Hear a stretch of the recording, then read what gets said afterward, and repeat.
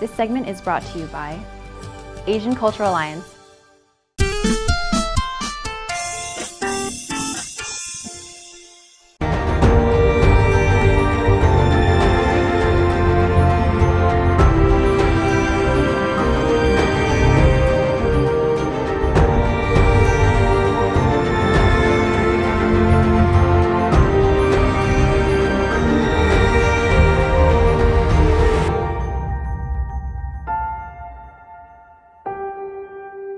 In today's society, there are many unproven matters that are accepted at face value. We'll call them open cases. Open cases can be split into two categories. The first kind are circumstances that have been lost to time. The people involved in these cases are gone and the evidence required to prove their validity have vanished. These affairs have been swept away by history, meaning it's difficult to garner the truth behind them. The second kind of open case, however, is more recent. Their circumstances are deliberately concealed and muddled by people in power. Furthermore, these high-ranking individuals create false narratives to alter the course of history. Those who seek the truth are branded as conspiracy theorists.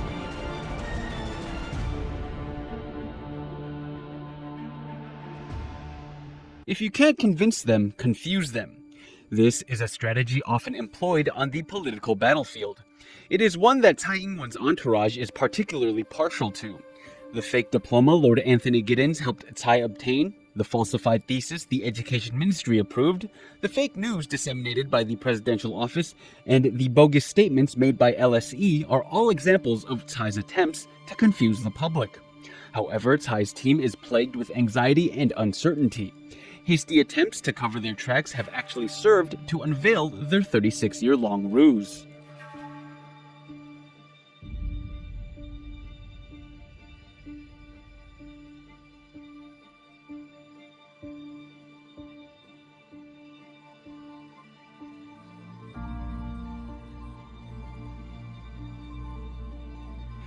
There can only be one truth. People from the UK, Canada, the US, Australia, Japan, Hong Kong, Singapore, and Taiwan are coming together to investigate Tsai's thesis.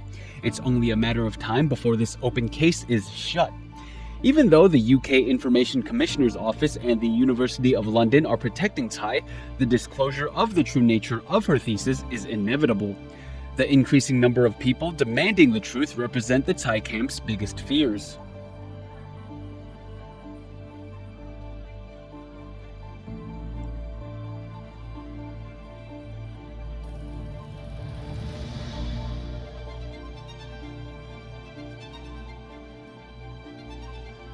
In order to avoid increasing public pressure, Tsai and her entourage have worked hard to prevent major media outlets from reporting on her thesis. On June 11, 2019, shortly after this controversy began, lawmaker Wang Dingyu said questions surrounding Tsai's thesis were merely a smear campaign cooked up by pro-Chinese groups.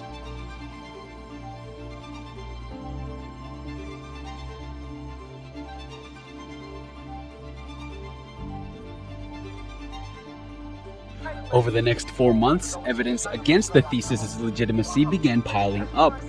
In October of 2019, Taiwanese pundit Hu Zongxing took to Facebook to say that China had successfully infiltrated and polarized Taiwanese society. He insisted ThesisGate was a textbook example of China's attempts to sow discord in Taiwan. Hu warned ThesisGate believers that they could be brought up on charges of treason should they continue to question Tsai's thesis.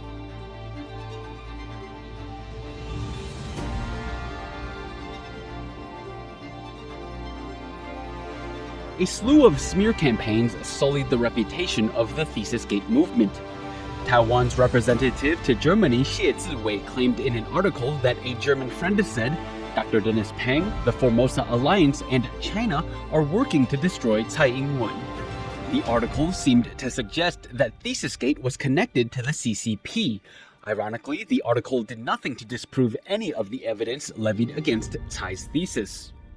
只是当初如果还带着台湾证去查资料的时候，那大家还看不懂，这又是一个海外被统战的体系搞的一个工作吗？ In November of 2019, Vivian Tsai directly accused Dr. Dennis Pang and former legislator Chiu Yi of working for the Chinese government.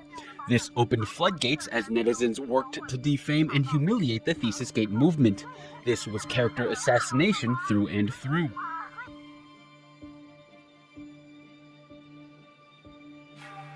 Tsai's camp enlisted help from scholars of the North American Taiwanese Professors Association. On June 10, 2019, Association head Li Zhongzhi showed the world a copy of the replacement diploma Tsai obtained in 2015.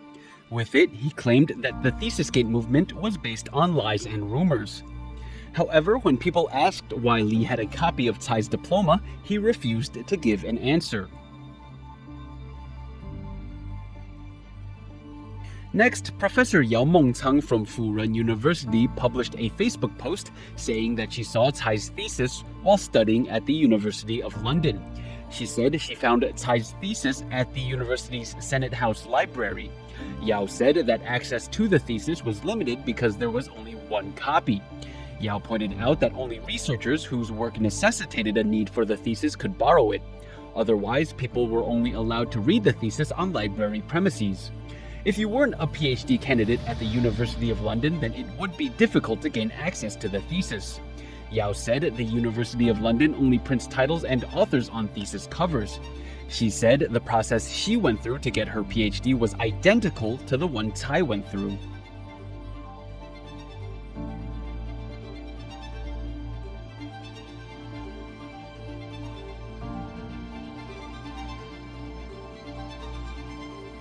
Yao's story quickly spread online. However, her claims about what the university printed on thesis covers was quickly debunked.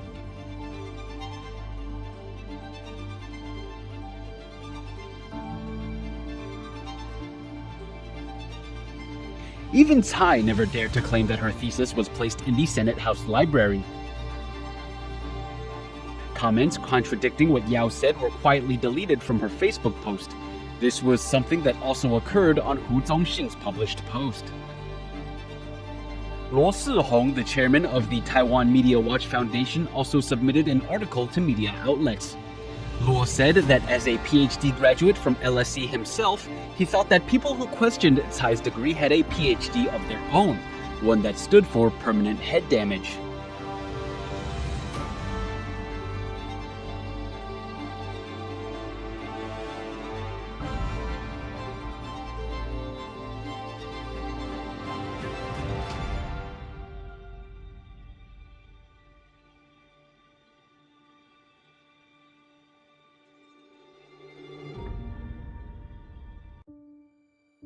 In October of 2019, NATPA cut ties with its past president, Dr. Huan Xilin. In its statement, NATPA said that Dr. Lin's malicious behavior was unbecoming of someone in their community. They condemned his so-called smear campaign and said that his actions tarnished the reputation of a distinguished academic establishment.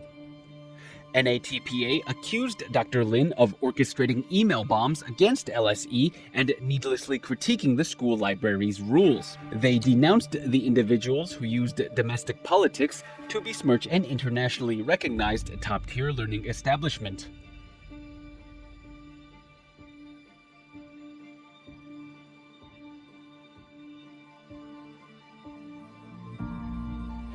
NATPA's statement was in complete support of Tsai Ing-wen. It criticized anyone who dared to question her, but it failed to provide evidence proving the legitimacy of her thesis. What was the NATPA afraid of? First, they called ThesisGate a conspiracy hatched by China to discredit the movement's motives. Next, they mocked the ThesisGate investigation to wipe away the movement's integrity. Then, they spread disinformation as a countermeasure. Tsai's entourage is very savvy at rallying netizens to their cause in order to censor ThesisGate efforts. This is what they will stoop to get what they want.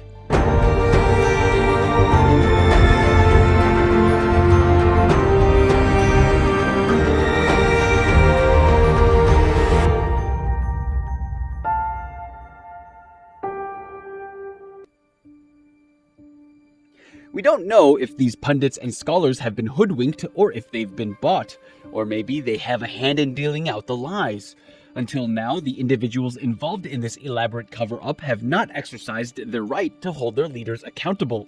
What's more is that they refuse to respond to presented evidence.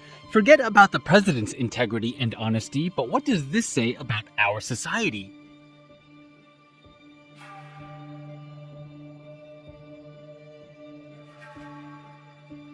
Truth does not fear contention. The more the truth is debated, the clearer it becomes. September 23rd, 2019. That was the last time the presidential office responded to Thesis concerns. After that, Tsai's group never once acknowledged the ThesisGate movement.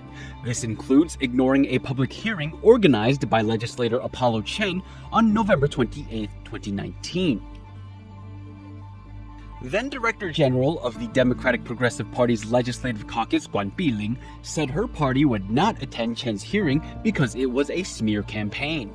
Guan went on to become a legislator at large during Taiwan's latest legislative elections.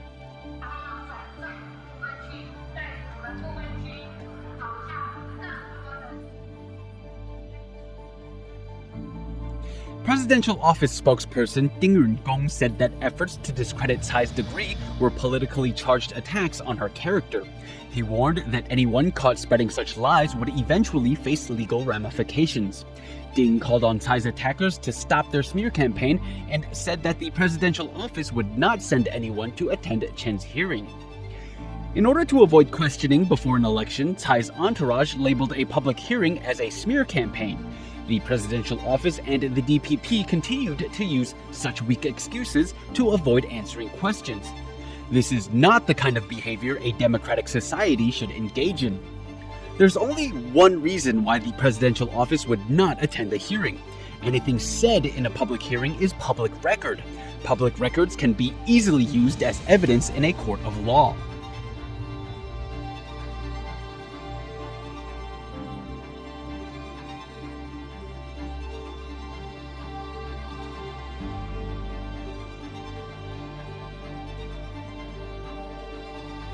What of the media personalities and scholars who acted as an echo chamber for Tsai?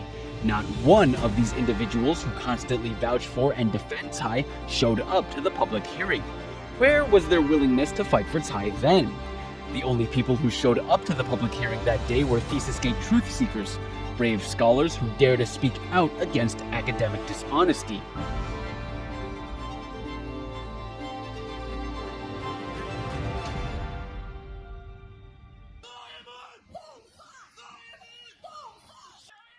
If we consider the political risk a public hearing presents prior to an election, then we might see why people avoid it. But what about after the election is over? Former director of the Graduate Institute of Journalism at National Taiwan University, Dr. Dennis Pang, held an online ThesisGate debate. This event took place on May 20th, 2020, the day Tsai Ing-wen was sworn in for her second term. Scholars, politicians, and pundits in support of Tsai were invited, but once again, none of them showed up. The first ThesisGate online debate began at 10 in the morning in Taiwan. People from all over the United States attended. The discussion lasted for over 3 hours. Attendees presented new perspectives and evidence disproving Tsai's thesis. Wang Taizhe, a member of the North American Taiwanese Professors Association, blasted the organization and said that it had no right to comment on Tsai's thesis. 在一个民主社会中，你们的表现非常让人失望，所以我在这里要求您把你们的会议记录有关我停权、复权事先都没告诉我的那个会议记录寄给我，也公布给所有会员知道。 Furthermore, Dr. Huan Xilin presented new evidence. He showed how a memo used to notify Tsai of her Viva results was faked. 这封信呢是说他有通过博士论文的口试，但是这封信是怎么样？没有人签名，没有人签名的东西他也敢拿出来。我前一阵子找到了另一封信，这一封信呢是谁？我不想讲，但是我可以告诉你，他是1984年毕业的伦敦政经学院的博士，是他主动寄给我的，不是我跟他要的，他主动寄给我。这个人很有正义感，你可以看看他这封信跟蔡英文总统府提供出来的信内容一模一样，差别在哪里呢？差别在一个有签名，一个没有签名。这种东西他怎么敢拿出来呢？这一张是伪造的，100%伪造的。ThesisGate detractors are all bark and no bite. They support Tsai but do so from the shadows. Why is there such a disparity in attitude between the two sides?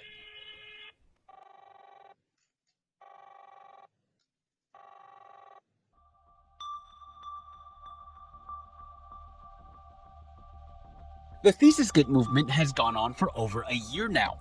Why is it that truth seekers continue to fight even when threatened with legal action? Currently, ThesisGate has settled into a steady tempo.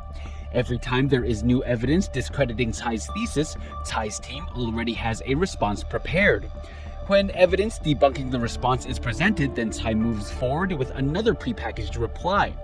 Tsai's team always seems to have another statement, another memo, another diploma they can use to divert attention away from new evidence. This is the cycle that ThesisGate has now fallen into.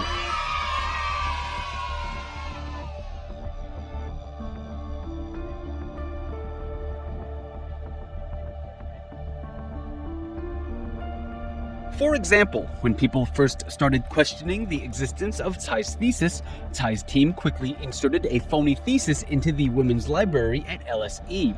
When people questioned the legality of the phony thesis, Tsai's team employed the help of former co-director of LSE's Taiwan research program, Shi Fanglong, to misdirect public opinion.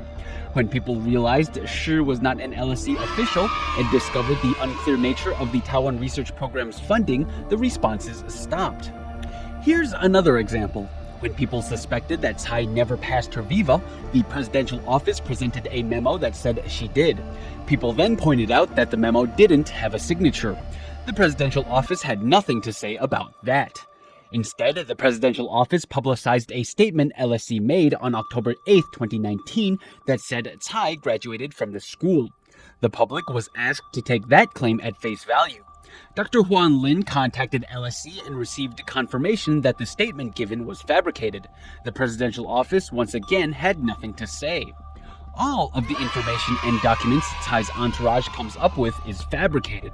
Just when it seems like there's a break in the case, more statements, more endorsements, and more memos are produced. When this happens, truth seekers can only go back to their investigation and find more evidence to debunk the phony items Tsai's team presents. Our investigation team carefully pores over every last piece of evidence it comes across. We even use Tsai's rebuttals to build our case. That's the reason why thesis truth seekers are emboldened. The case against Tsai's phony thesis is getting stronger over time. On the other hand, Tsai's supporters can only fall back on short statements and elusive texts. Their belief is grounded in nothing more than faith.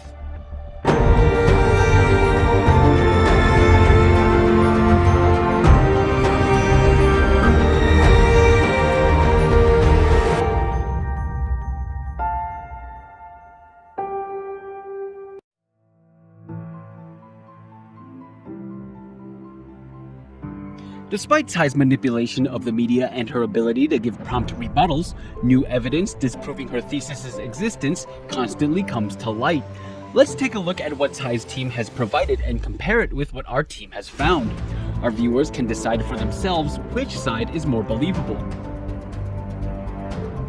Tsai's team says they've sent a copy of her thesis to the women's library at LSE. There are way too many inconsistencies here. The thesis cover is different from that of legitimate theses. The delivery and reception method are informal and unconventional. The copyright of the work belongs to the author and not the school. Publishing date is listed as 2019 when it should be 1984.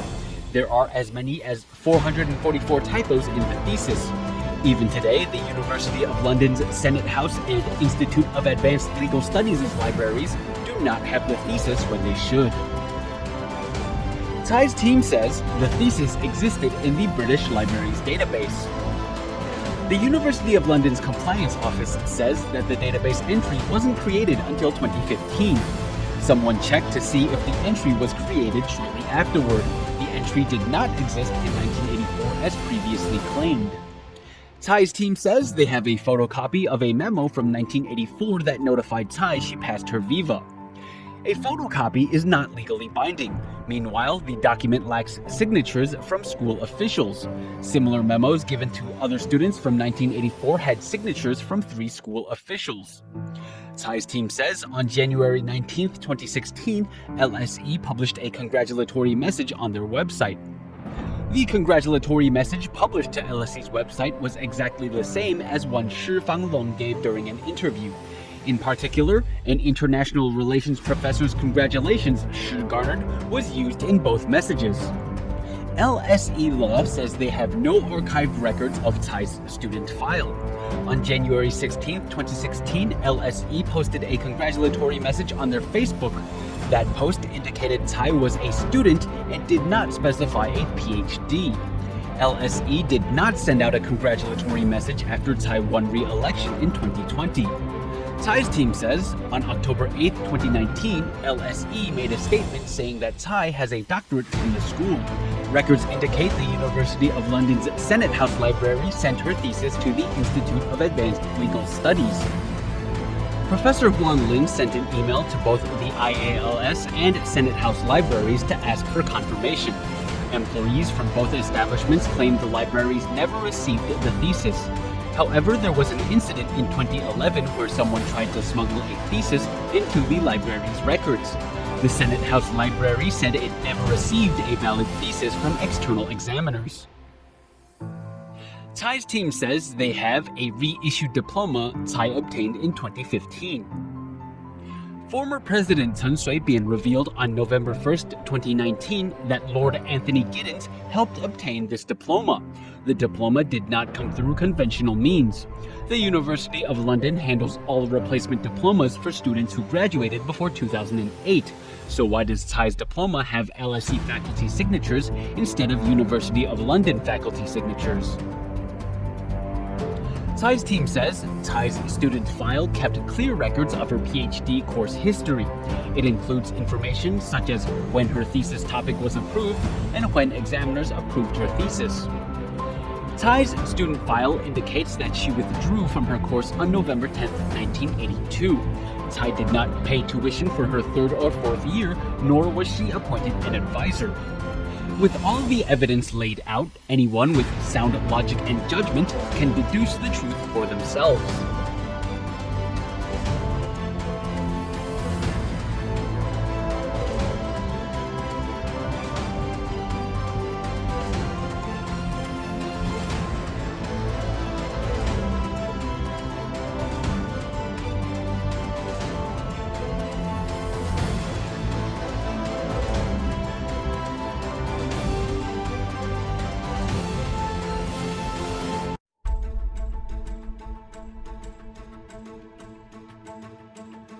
On September 26, 2019, a self-proclaimed University of Tokyo student said they found an entry in a print database from 1985 for Tsai's supposed thesis, Unfair Trade Practices and Safeguard Actions.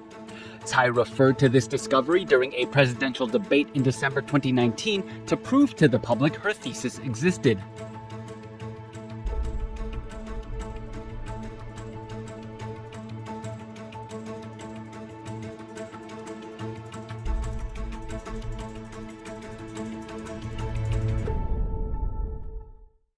The methods by which we validate our education may differ, but my degree is absolutely real. My doctoral thesis can be found in English legal research databases at libraries all around the world. However, PhD candidate at the University of Houston, Lee Hai-mo, made an important discovery. The database that the Japanese student referred to actually had 2 pieces of research listed under Tsai Ing-wen's name. There was another entry from 1983 titled Legal Control on International Competition in a Transitional World. If anything, the Japanese student kept this information a secret due to its contradictory nature. The 4 PhD students from 1983 listed alongside Tsai in the database did not go on to receive their degrees. This serves to suggest that Tsai did not receive her PhD either.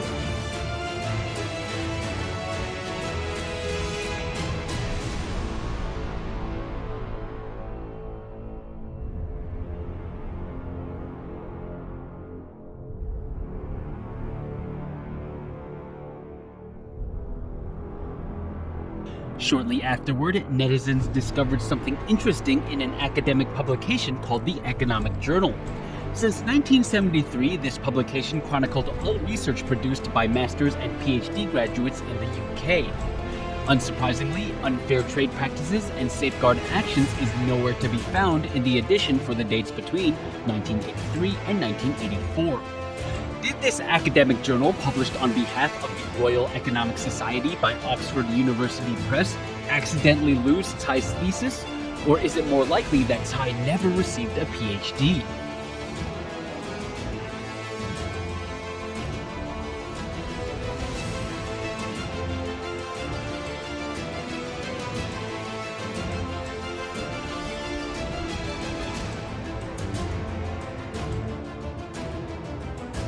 The purpose of this academic journal is to collect information from all theses that have resulted in higher degrees being awarded. The publication the Japanese student found said that the theses it listed were not necessarily awarded law degrees. However, we will not completely rule out the possibility that the economic journal missed Tsai's thesis by accident. However, Tsai's entourage has not been forthcoming. They use lies to manipulate and create phony evidence. When we view an archived version of the Institute of Advanced Legal Studies' library's website, we find that unfair trade practices and safeguard actions is indeed listed in the 1985 database's webpage. However, notice that this webpage was created on September 26, 2019, the exact same day the Japanese student announced his discovery. What kind of a coincidence is this?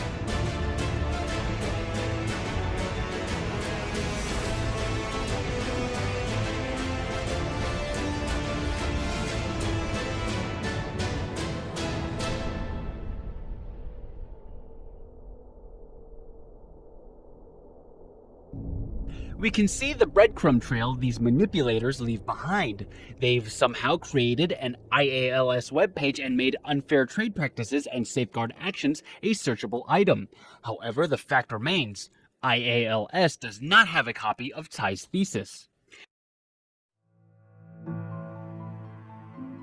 United States President Abraham Lincoln once said, "You can fool all the people some of the time, and some of the people all the time, but you cannot fool all the people all the time." This statement can be applied to the current thesis controversy. Tsai Ing-wen can continue with her elaborate cover-up, but sooner or later, everything will fall apart. The truth will come to light. If anything, ThesisGate has exposed the extent to which Tsai is willing to abuse her powers. This presents Taiwan with a whole new crisis. ThesisGate is just the first step toward a new political revolution in Taiwan. Next episode, we explain how legal and administrative bodies as well as media companies cover up this nasty bout of academic dishonesty. This segment was brought to you by Asian Cultural Alliance,